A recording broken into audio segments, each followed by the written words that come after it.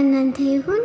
በስደት ላይ የምትገኙ እህት ወንድሞቼ፣ በሰው ሀገር ሆናችሁ ቤተሰቦቻችሁንና ልጆቻችሁን እያሰባችሁ በሀዘን ለተዋጣችሁ አውቃለሁ። በሰው ሀገር ሆኖ ብቻቸውን ለሚታገሉ ሰዎች ህይወት ምን ያህል ከባድ እንደሆነ ማንም ሳይረዳችሁ ማንም ሳይገድፋችሁ ለብቻችሁ የምትወጡትና የምትገቡበት አድካሚ መንገድ ሰልችቷችሁም ይሆናል።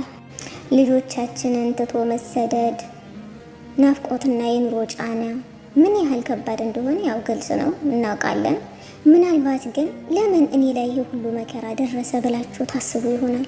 ግን እመኑ፣ እናንተ ብቻ አይደላችሁም፣ ብቻችሁንም አይደላችሁም።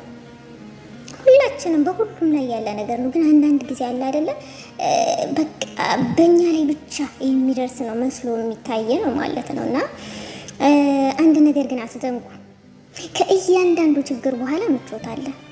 አሁን ያለባችሁ ጨለማ የህይወታችሁ ማብቂያ አይደለም።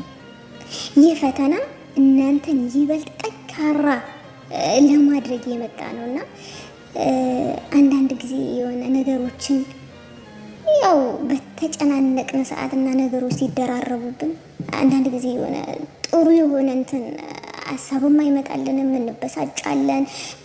በቃ የሆነ ነገሮችን በትክክለኛ መንገድ አንረዳም እና ራሳችንን እንጎዳለን። እና ልላችሁ የፈለኩት ዛሬ ላይ የምናሳልፈው የሚደርስብን ነገር ለወደፊት ጠንካራ ሊያደርገን ነው እና ያ ነገር ነው ደግሞ ወደፊትም በቃ በትክክል እንድንኖር የሚያደርገን ማለት ነው። እና በርቱ፣ ብርታቱ አይለያችሁ። እናንተ በጣም ጠንካራ ናችሁ። ለራሳችሁ ንገሩት፣ እናንተ ጠንካራ እንደሆናችሁ፣ ፈተናዎችን ሁሉ እንደምታልፏቸው፣ እንደማትበገሩ ለራሳችሁ ንገሩት እያልኩኝ እንግዲህ ይህን ያክል ካልኳችሁ አላብዛባችሁ፣ ከወዲሁ የምሰናበታችሁ ይሆናል። ቤቱን ሰብስክራይብ በማድረግ የዚህ ገጽ ተከታታይ ሁኑ።